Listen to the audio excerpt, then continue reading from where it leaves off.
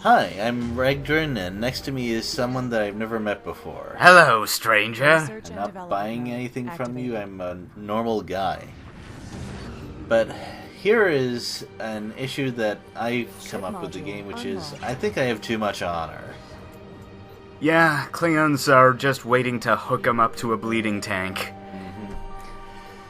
So I'm gonna look for some important modules after I dealt with the essentials last time. I especially like the targeting boosters for things like ships that use plasma.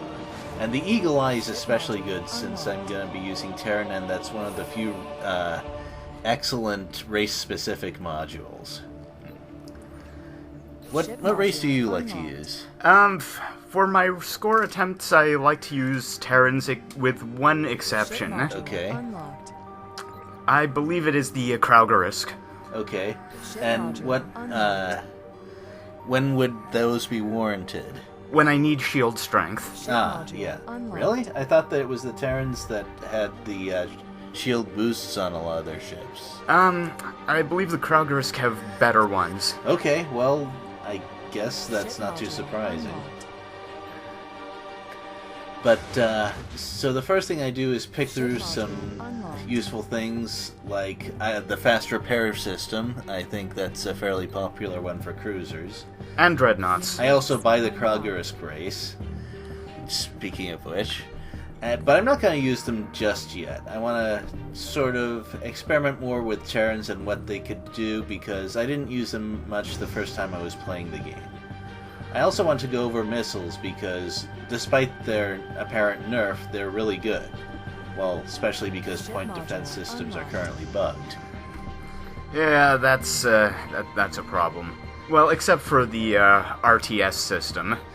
And normal ECM. Mm-hmm. I know you don't really consider them to be a thing, but they are cheaper by a lot.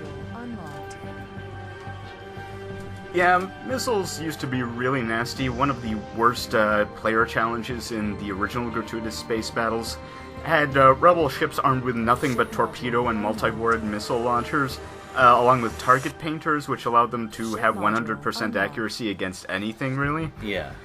And no engines, which is something that was a feature that was removed in Gratuitous Space Battles 2.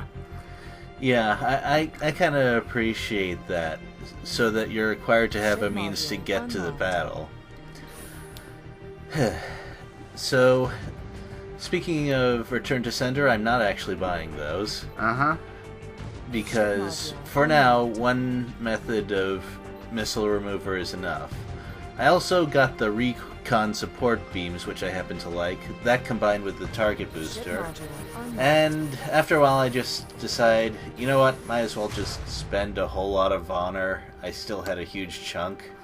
I find getting honor to be a bit too easy. Well, that really only applies for people who really know how to hyper-optimize their fleets to beat levels at 50 and 40% of the total cost. Well, I guess we can talk more about that as we go. When I first started playing in expert mode, I thought that enemy deployment unknown meant it was randomized in some way. Nope. You just don't know what it's gonna be.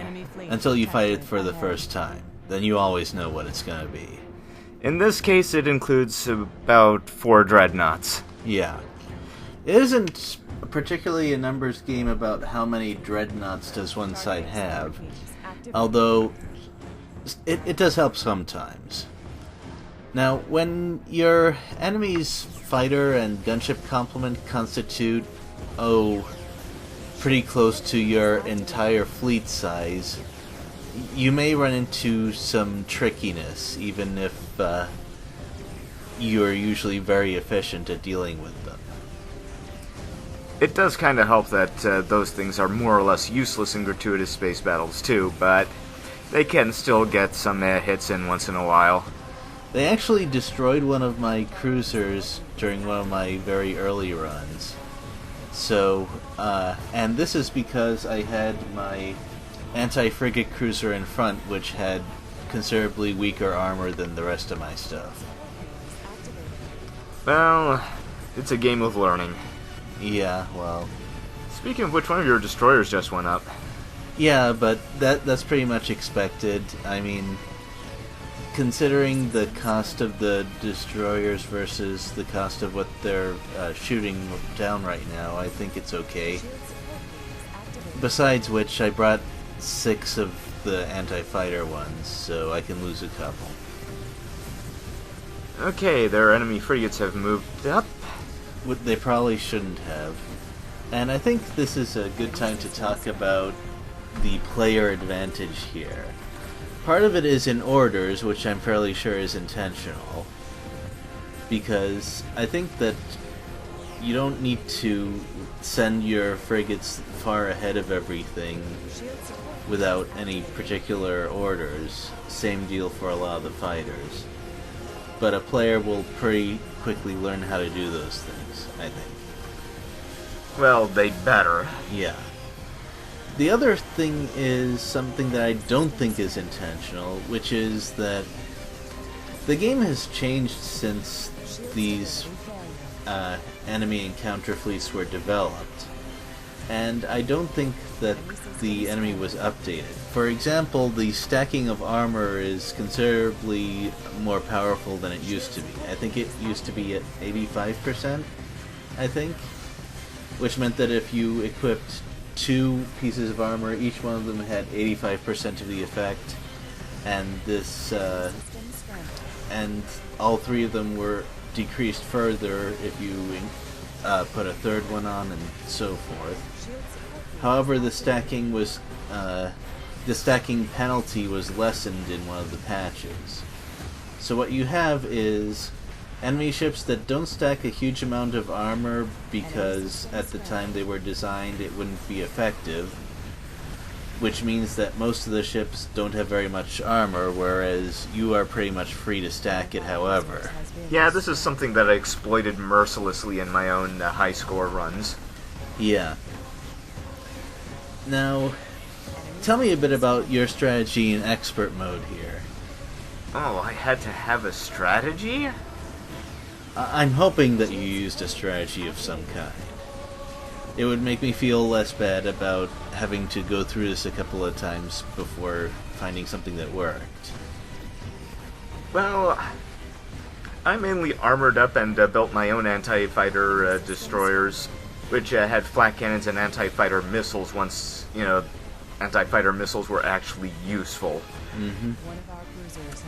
Yeah, that's another thing that was changed. Yeah. Now, my frontliner cruisers are getting blown up pretty fast here, and being down in percentage when I'm outnumbered this much, well, it's a problem. Yes, it is a very serious problem. So, my dreadnought is starting to take shield damage, and I have a lot to kill yet here, and with fewer numbers, it's really looking bad. Well, you look like you're holding out okay for now. I wouldn't say so. One of my other frontline cruisers is starting to get blown up, which leaves me with not much killing power since the backline cruisers are mostly anti-shield. So I decided to give it a rest and try something else. Yeah, I went for more dreadnoughts and less cruisers, actually. Yeah. Now, I decided to change my formation because the cruisers up top were getting killed first. So I wanted my dreadnought to absorb more of the early fire to give my cruisers more time to shoot things. I'd also like to talk a bit about this map in general, which I find to be quite tricky. I find 50% shields to be more difficult to deal with than 0% shields. I can see how that would work. There was a similar map in Gratuitous Space Battles 1.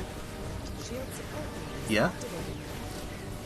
Yeah, they expected you to... The thing about 50% shields is that you have to bring shields because the enemies are generally pretty heavy on anti-armor stuff, so if you decide to neglect shields altogether, you'd get torn up pretty quickly. Also, you have to bring anti-shield weapons of some sort, or else your beam cannons will just bounce off of them. So, was that also your experience in the Gratuitous Space Battles 2 version? Yep. Though, it's much more pronounced because shield resistance is actually more powerful in this game than it was in Gratuitous Space Battles 1. Yeah, so you mentioned you armored up. Does that mean you kept the shields and just replaced other things with armor?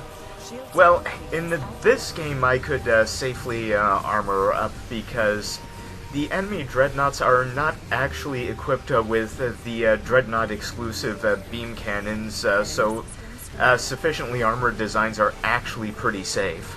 Okay.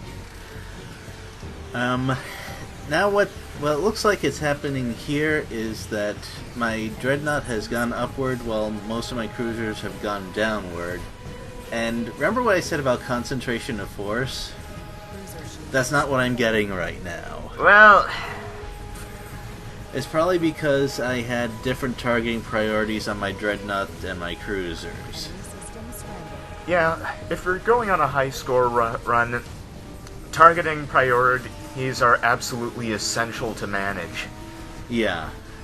I definitely should have had targeting priorities the same on my cruisers and my dreadnought, considering the problem that I'm encountering right this second.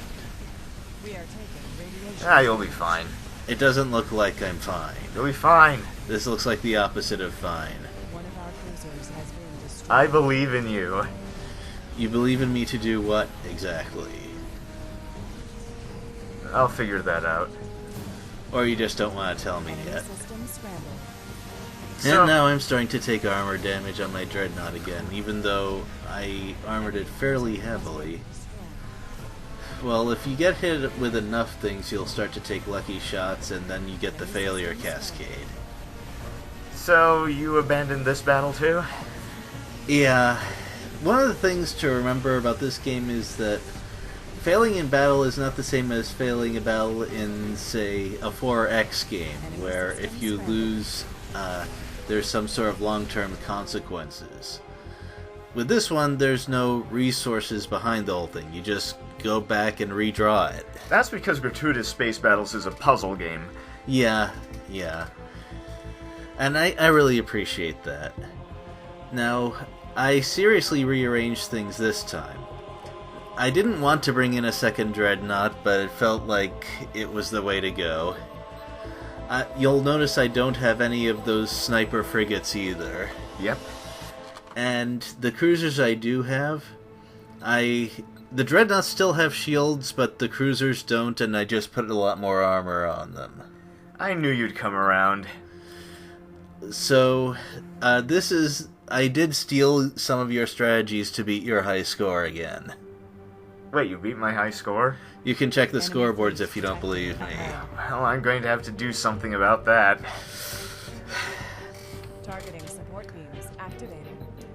Okay, let me know how you do it. I'll figure something out. Now, I put all of my anti-fighter things behind the dreadnought because it has 2 full shield generators, and all of those destroyers backing it up with shield emitters, so I hope it won't be in too much trouble. Well, there's a lot of things we want but can't have. Don't I know it? Do you think that there's a viable anti-fighter weapon that destroyers can use other than flak? Not really? Hold on, I'm thinking. I'll have to check the things again. Because aside from having that very effective area of effect, it has really good armor piercing, which you wouldn't expect from the small damage it individually deals. Yeah, that's a problem when I was experimenting with something that could penetrate flak fields. And apparently the highest armor you can get on a gunship is 5.1, but the flak cannon has armor penetration 10. 'Cause I think that's a bit of a loss in terms of game depth, because it would be interesting if the AoE was effective against less armored fighters, but heavier ones would need more direct fire weapons. Like the anti-fighter missiles. Yeah. Targeting support beams activated. So this is holding up a bit better.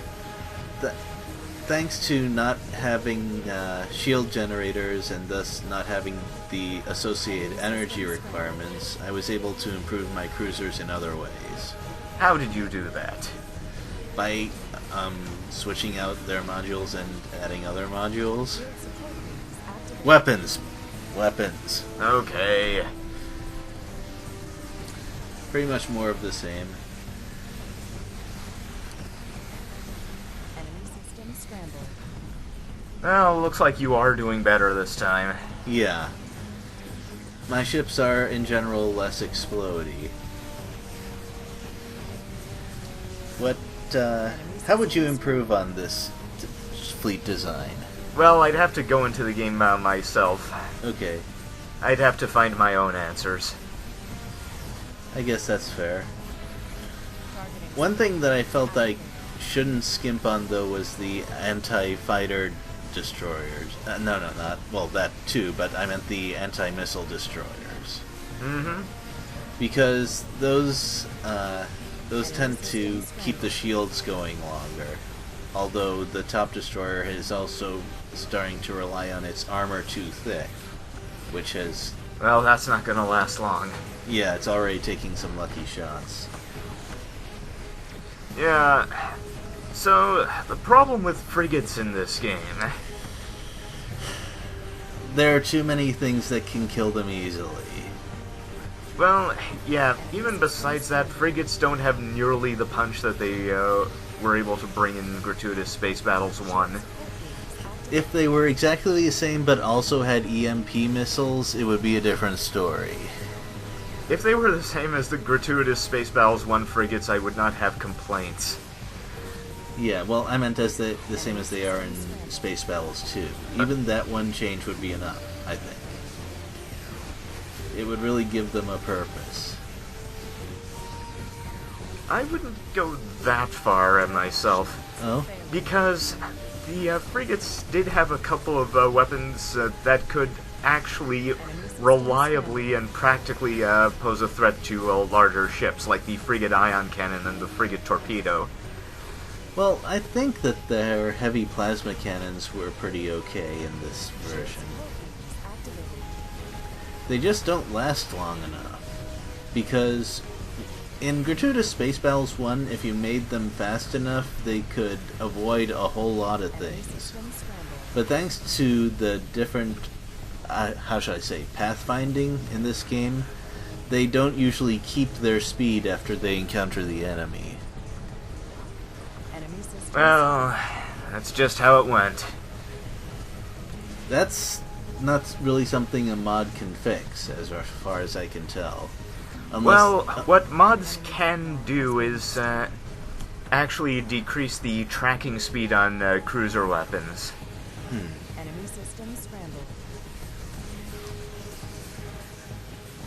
That's an interesting idea, but I think I prefer if collision or pathing was changed so that frigates could stay speedy. Enemy system scrambled.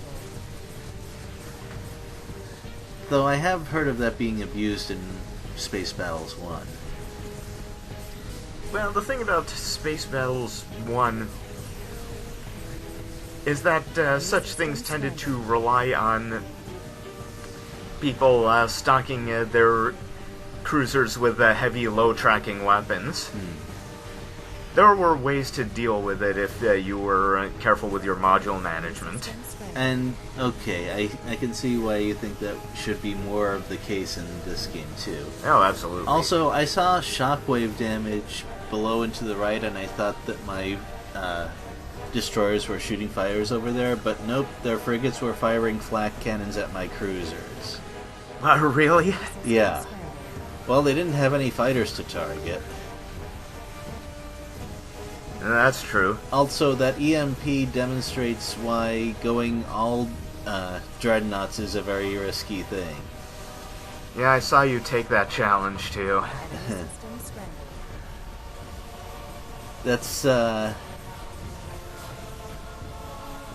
That's one of the reasons I like EMP so much. It serves as a deterrent against, well, concentration of forces into one big ship. Enemy system scrambled. Well, either that or it just encourages better anti-missile defense. Either way, yeah, it forces your opponent to work around it. Hey, congratulations, you're half done. Enemy No, system I'm more than half done. Also, despite them having 36% and me having 90%, they still have more collective health than I do. Enemy system scrambled. Yeah, more collective ship strength. I believe it's measured by health, considering... Really? Yeah. Okay.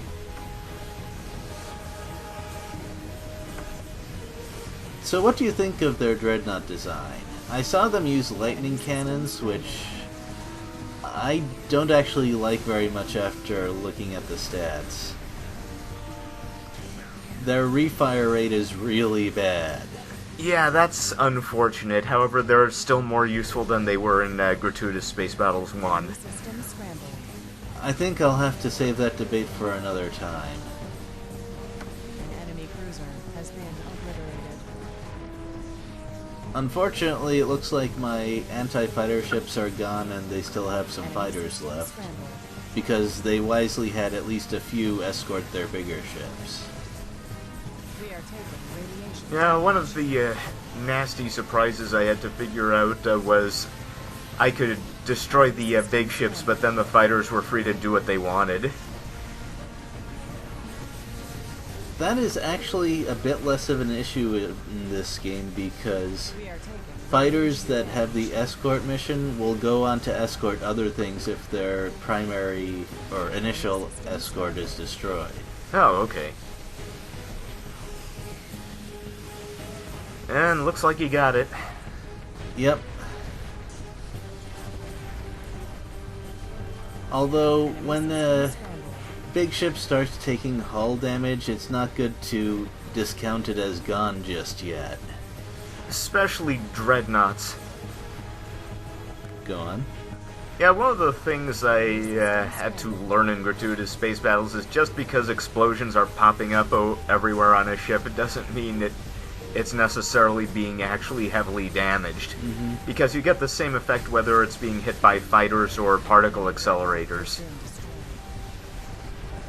However, it's tough to misinterpret the post-death shockwave.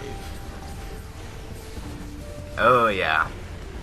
I recently learned that it was the One of our dreadnoughts has total been reactor output that determined the shockwave damage. I didn't actually know that. There goes one of my dreadnoughts. Well, that's okay.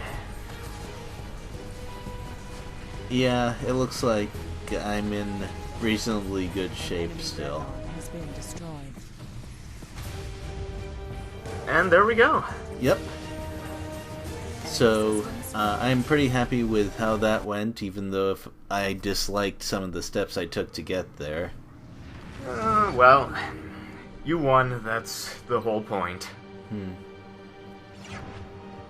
Well, in that case, I think it's best to move on to the next map, and we can talk about some of the conditions there. Okay, so, your next map. Let's show that. The Slarthun Belt. Oh my, this was actually added fairly recently. Yeah, it's one of the side missions, and it is... I found it to be one of the trickiest missions, because achieving concentration of force is really difficult. You can't... the enemy is, first of all, concentrated by the restrictions in placement, and also you can't really place your ships at an angle where they can move to one single spot in the enemy fleet before they have time to close in on you. I see. Also, making the overall battle smaller means that you can you have a bit less room for that sort of thing. Now this is the successful run, but I want to talk about my failures for a while. Do tell. Now, since an all-out brawl is very difficult to avoid, the proper doctrine would definitely be to put a dreadnought in front to soak up the initial damage, except this map doesn't allow dreadnoughts. Yep. Also, the fighters gave me more trouble than last time. This is because the ships they're using are missile fighters, which can actually sink destroyers pretty reliably. Yeah. They're basically the new fighter rockets. It took me a few tries to get the correct placement so that I'd survive and their fighters wouldn't. Another thing is that this map makes pretty heavy use of support ships. Yeah, they definitely use a lot more shield boosters, although the other couple of boosters as well. And because I had to, let's say, I had a lot of hull to work through, I had to build a lot of cruisers that were mostly anti-hull. And since I needed more of those, I had to figure out a way to deal with their shields with minimal ships, and that would work through their support shield boosters. So I went for disruptors. Well, yeah, shield disruption. This was especially effective because they didn't seem to have any anti-missile point defense. Yeah, that's pretty much the one weakness of this enemy fleet. Aside from the fact that some of their ships have no armor at all. Yeah, that's another reason why I went light on the anti-armor for this fleet. I tried using radiation instead because that's supposed to be a big anti-hull thing, but I found out that there's a certain interaction between two mechanics that didn't work in my favor. Specifically, if a shield is disrupted but not technically destroyed, it still counts as being up for when radiation weapons hit it. So you'll see the shield at 0%, but when the nuclear missile hits it, it says shield resistance too high. I suspect that the reason no one has noted this on the forums is that people rarely use either of those things, and so the likelihood of them being used at the same time was probably quite low.